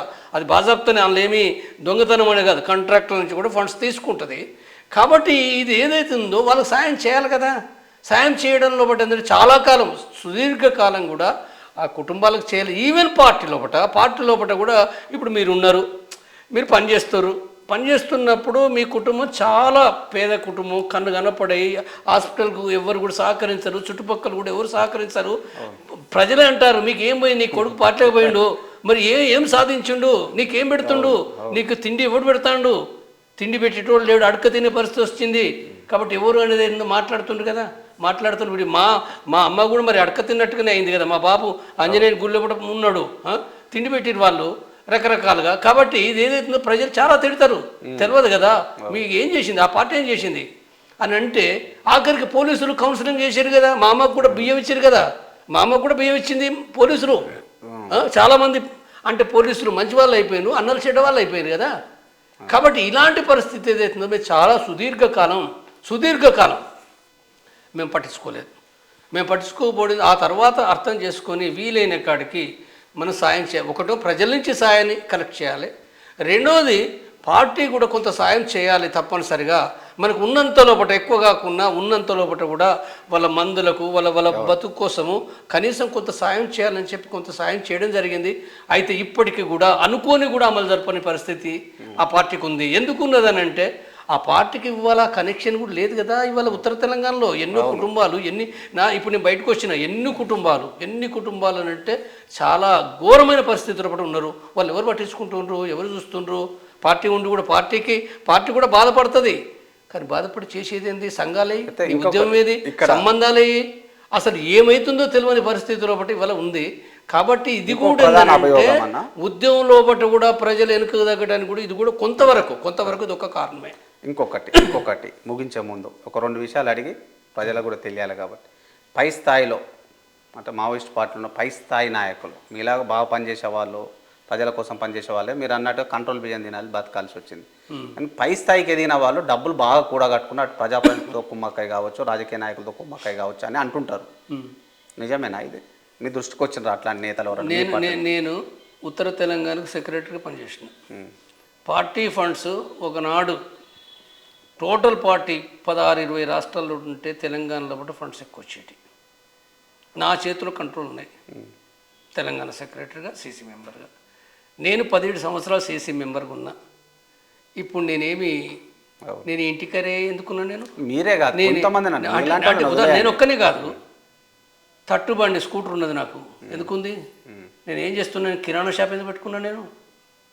అంటే డబ్బులు ఉంటే నేను ఒక్కనే కాదు, అనేక మంది పార్టీ నుంచి బయటకు వచ్చిన వాళ్ళు, ఒకడో ఇద్దరో పార్టీని మోసం చేసి డబ్బులు తెచ్చుకున్న వాళ్ళు, లేదా బయటకు వచ్చి కూడా లక్షల కోట్లు సంపాదించిన వాళ్ళు కొద్దిమంది ఉన్నారు. కొద్దిమంది అంటే 100కు ఒక్కడో ఇద్దరు, 1000కు ఒక్కడో ఇద్దరు, 100కు కూడా కాదు 1000కి ఒకడో ఇద్దరు ఉన్నమాట వాస్తవమే. కానీ 1000 మందికి ఒకడో ఇద్దరు ఉంటే పార్టీ అందరూ మరి అట్లా కాదు కదా. నాయకులు అయినంత మాత్రాన ఒకవేళ అనుకుంటే, ఇప్పుడు ఉదాహరణకు నమ్మల కేశవరావు ఉన్నాడు, నమ్మల కేశవరావు పోయిన కానీ ఇప్పటికి కుటుంబాన్ని చూడలే కదా. మరి సుధాకర్ చనిపోయిండు, మరి ఏమైంది? లేదా ఇప్పుడు గాజల రవి చనిపోయిండు, వాళ్ళు 3 పనిచేసిండ్రు, మరి వాళ్ళ కుటుంబం వాళ్ళ ఇల్లు ఎట్లున్నది ఇవాళ? ఏమైనా కోటీశ్వర్లా? కాబట్టి ఈ కుటుంబాలన్నీ పరిశీలిస్తే రేణుక ఉంది, రేణుక చనిపోయింది, లేదా జగన్ అని చెప్పి వరంగల్ దగ్గర జగన్ చనిపోయాడు. అంటే ఈ కుటుంబాలు అన్నీ కూడా ఏంటంటే ఎవరు సంపాదించుకున్నారు? వాళ్ళు సంపాదించుకుంటే పార్టీకి ఎట్లా పోతారు? పార్టీ నాయకత్వం అనేది ఇంకా చాలా ఆదర్శంగా ఉండాలి, చాలా కఠినమైన పరిస్థితులు ఉండాలి. మావోయిస్టు పార్టీలో అంటే బయట పార్టీలో బట్ట నాయకుడు అనేవాడు వాడు వినాయకుడే, వాడు మింగుతాడు వాడు. కానీ మావోయిస్టు పార్టీని మొదటి నుంచి ఏం చెప్తున్నా, అది పేద ప్రజల కోసము ఖచ్చితంగా ఒక మిలిటెంట్గా ఈ దేశంలో నేను చెప్తున్నా. అంటే నేను ఆ పార్టీ లైన్ విభేదించి నేను వచ్చినప్పటికీ, కానీ ఈ మొత్తం దేశంలో ఒకటి కూడా ఈ పార్టీని పోల్చే విధంగా ఏ పార్టీ లేదు. అది ఒక పేద ప్రజల కోసము అంటే ఖచ్చితంగా ఒక మిలిటెంట్గా త్యాగపూరితంగా నిలబడ్డ పార్టీ మావోయిస్టు పార్టీ. కాబట్టి నువ్వు దాంట్లో పార్టీలో ఉన్న ఆవి నాయకులు ఒకరో ఇద్దరు ఉన్నారు కదా, ఎట్లాంటి చర్యలు ఒకరో ఇద్దరు అన్నారు కదా, వాళ్ళపైన ఏమైనా చర్యలు తీసుకునే అవకాశం ఉంటే తీసుకుంటే ఎట్లాంటివి తీసుకోవాలి? ఎందుకంటే మీలాంటి వాళ్ళేమో అన్ని వదులుకున్నారు, లాస్ట్కి ఈ రోజు దుర్భరంగా బతుకుతా ఉన్నాం. ఆ ఒకరో ఇద్దరు మరి అందలం ఎక్కినప్పుడు వాళ్ళపైన ఏం చర్యలు? వాళ్ళు బయటకు వాళ్ళు అక్కడ ఉంటే వాళ్ళు అక్కడ ఉన్నంత వరకు ఏం చేయలేరు కదా. వాళ్ళు అక్కడ ఉండి ఏమీ చేయలేరు, ఎవరేం చేయలేరు. బయటకు వచ్చిన తర్వాత నేను చెప్పేది అక్కడ ఉన్న వాళ్ళే. అంటే మొదటగా నేను చెప్పిన దాంట్లో బట్టి కూడా బయటకు వచ్చిన దాంట్లో ఒకరిద్దరు డబ్బులు సంపాదించుకొని మోస పద్ధతులు చేసిన వాళ్ళు వేరే.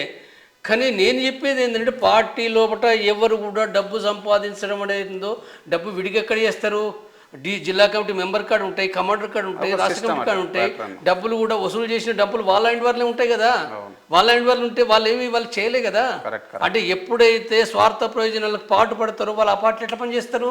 ఒక వంక ఎన్కౌంటర్ను ఎదుర్కొంటూ యుద్ధం చేస్తూ కష్టాలు పడుతూ, అంటే వర్షంలో ఎండల లోపల చలి లోపల తిరుగుతూ కొండలెక్కుతూ జంతువుల మధ్య ఉంటూ ఉంటుందంటే ఆ మనుషులు ఎట్లా బతకగలుగుతారు?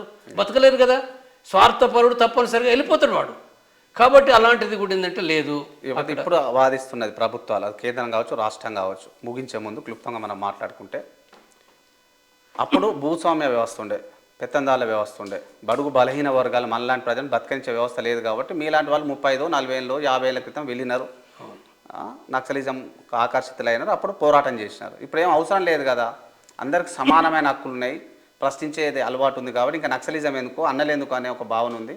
దాంట్లో భాగంగానే మేము ఆపరేషన్ కగారు తీసుకొచ్చామని ఈ ప్రభుత్వం చెప్తుంది కదా, ఏం చెప్తారు మీరు క్లుప్తంగా చెప్పాలంటే? అంటే ఇప్పుడు నేను మిమ్మల్ని ప్రశ్నిస్తున్నా, దేశంలో సమాన హక్కు ఉన్నాయా, సమానత ఉందా? ఉందని అంటున్నారు కదా అంటే వాళ్ళు అంటుండ్రు. అంటే ఇప్పుడు దళిత కులాలు ఎందుకున్నాయి? దళితులు అసమానత్వం లేదా, వివక్షత లేదా, అణచివేత లేదా, దోపిడీ లేదా? బీసీ కులాలు ఏంటి?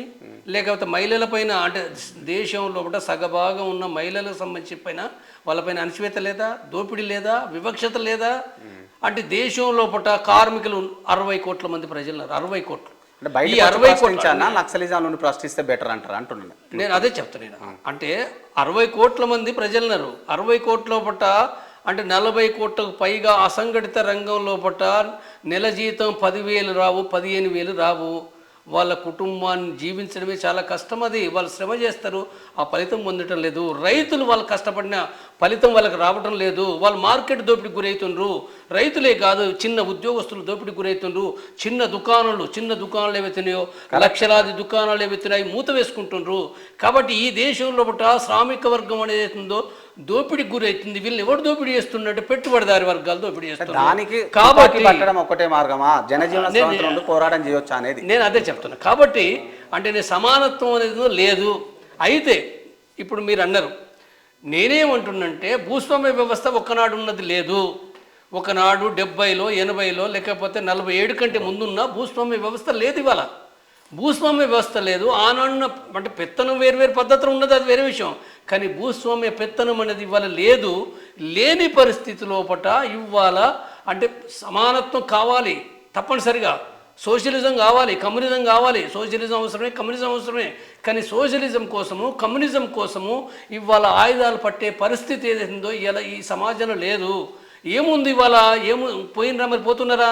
పోవటం లేదు కదా. తర్వాత అంతకంటే ముఖ్యంగా కూడా ఏంటంటే ఇప్పుడు పార్టీ అదే నిషేధానికి గురైంది, అదే నిర్బంధానికి గురైంది. నీ ప్రజా సంఘాలు కూడా పనిచేయ కదా. ఇప్పుడు ఇక్కడ ఉన్నది, ఇప్పుడు మనకు యూట్యూబ్లో చూస్తే ఏంటంటే చాలామంది చనిపోతున్నప్పుడు చాలామంది బాధపడుతున్నారు, లక్షల మంది. నువ్వు ఇప్పుడు చూడు ఛానల్లో పట్ట ఇలా మావోయిస్టు పార్టీకి సంబంధించి చెప్తుందంటే చాలా అది వ్యూవర్స్ పెరుగుతున్నారు అన్నట్టు అది ఉంది కదా. మావోయిస్ట్ అంటే అభిమానము, త్యాగం, వాళ్ళ త్యాగశీలని ఉంది. పోతారా? పోవటం లేదు. కారణం ఏంటిది? కాబట్టి ఇక్కడ ఎట్లా పోతారు? నీ ప్రజా సంఘాలు కూడా లేవు, నీ ప్రజా ఉద్యమం కూడా లేదు, నిషేధించారు, నిర్బంధం పెట్టినరు. కాబట్టి ఏదైతుందో భూస్వామ్య వ్యవస్థ లేదు, నిషేధం అమలు జరపబడుతుంది. కాబట్టి ఈ పరిస్థితి లోపల మావోయిస్టు పార్టీ తుపాకులు బట్టి పోరాడడం ద్వారా త్యాగం చేస్తారు. గొప్పదే. దాన్ని ఎవరికి వ్యతిరేకించలేరు. ప్రజల కోసం పనిచేయడాన్ని ఎట్లా వ్యతిరేకిస్తారు? కానీ ఇవాళ మీరు ఆ పని చేయలేరు. గతంలో ఏ ఉద్యమాలు అయితే నిర్వహించారో, మీ ఉద్యమాలు చెప్పాలంటే నెల కాదు 6 నెలలు కాదు చెప్పినా కానీ ఒడవని చరిత్ర ఉంది. ఈ దేశంలో ఎవరు చేయనని ఉద్యమాలు మావోయిస్టు పార్టీ చేసింది.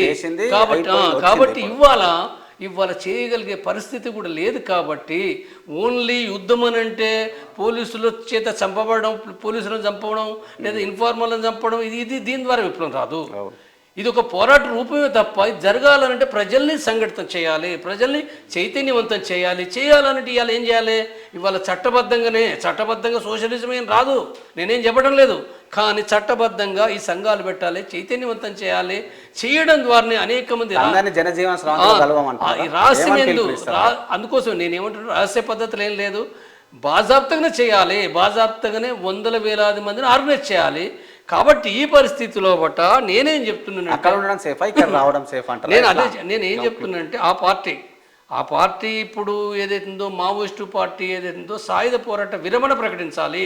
నేను సరెండర్ గమ్మ చెప్పటం లేదు, లేదా సాయుధ పోరాట విరమణ ప్రకటించడం ద్వారా శాంతి చర్చలు ప్రారంభం కావాలి. శాంతి చర్చలు అనేది కేంద్ర ప్రభుత్వం చేయటం లేదు. 3 నెలల నుంచి దేశంలో అనేక మంది మాట్లాడినా మావోయిస్టు పార్టీ కూడా స్వయంగా అనేక సందర్భాల్లో చాలా స్పష్టమైన ప్రకటన చేసింది.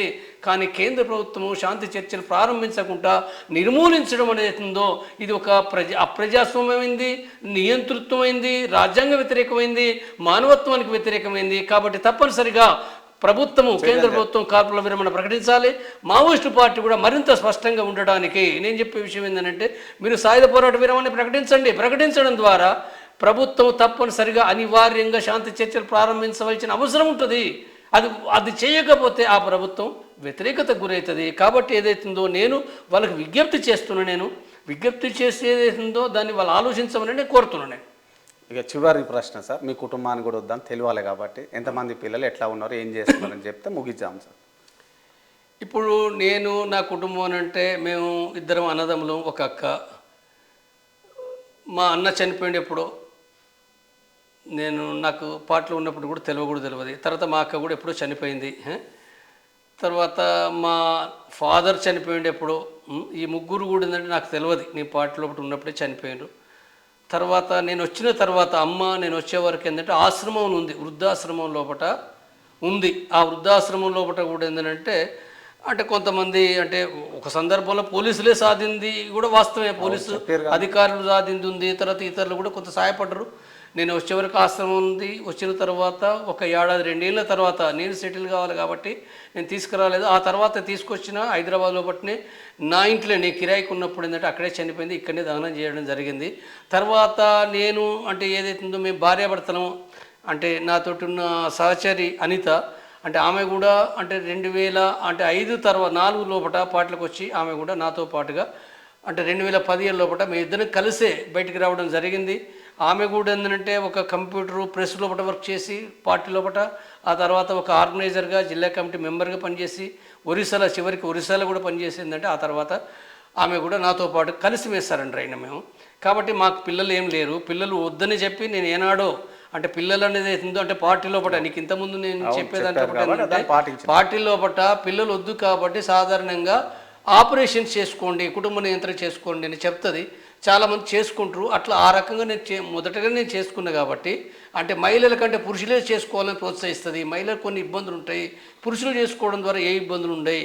కాబట్టి ఇది పురుషులనే చేసుకోమని చెప్పి అది చెప్తుంది పార్టీ. ఆ రకంగా నేను చేసుకోవడం జరిగింది. తర్వాత నేను ఇక్కడికి వచ్చిన తర్వాత కూడా నేనేమి పిల్లలు కావాలని సాదుకోవడం కానీ లేదా పిల్లల కోసం కానీ నా ఆలోచనలు ఏం లేవు. నేను ఆల్రెడీ డిసైడ్ అయినా నేను ఎప్పుడైతే నేను 1984 లోపల పీపుల్స్ వార్ పార్టీ లోపల పోయినో ఈ సమాజాన్ని మార్చాలి, సమాజాన్ని మార్చడం అంటే కమ్యూనిజం లక్ష్యంగా సోషలిజం లక్ష్యంగా పనిచేయాలని దాంతో ఆ పార్టీలకు పోయినా. కాబట్టి ఆ పార్టీ మార్గం తప్పుందనే దాంతో సాయుధ పోరాట మార్గం అనేది ఇవ్వాల కాలం చెల్లింది అనే దాంతో ఏంటంటే నేను రావడం జరిగింది. నేను వచ్చిన తర్వాత ఈ 8 సంవత్సరాల కాలంలో కూడా నేను కమ్యూనిజం గురించి సోషలిజం గురించి ప్రజల గురించి నేను రాస్తున్నా మాట్లాడుతున్నా. అదే నా జీవితం తప్ప ఇంకా వేరేదేమీ లేదు. కాబట్టి నాకు ఏ సంపాదన ముఖ్యం కాదు, ఇదే నా జీవితం. మరొకసారి కూడా మాట్లాడే ప్రయత్నం చేద్దాం. థ్యాంక్ యూ అన్న, thank you very much for your precious time. ఇది ఇప్పటి వరకు జంపన్న గారితో మనం మాట్లాడితే చాలా స్పష్టంగా నాటి కాలం నుంచి మొదలు పెడితే నేటి కాలం వరకు మారిన నేపథ్యం, దళాలు కావచ్చు, టెక్నిక్స్ కావచ్చు, లేకపోతే ప్రజలు కావచ్చు ఎలా మారిరని కుండ బద్దలు కొట్టినట్టుగా చెప్పే ప్రయత్నం చేసినారు. తాను కూడా పిలుపునిస్తూ ఉన్నారు. సరే సాయుధ పోరాటం ఇప్పుడు అవసరం లేదు, మనందరం పోరాటం చేద్దాం, కానీ సాయుధ పోరాటం అంత అవసరం కూడా లేదంటూ కూడా పిలుపునిచ్చే సందర్భం చూసినాం.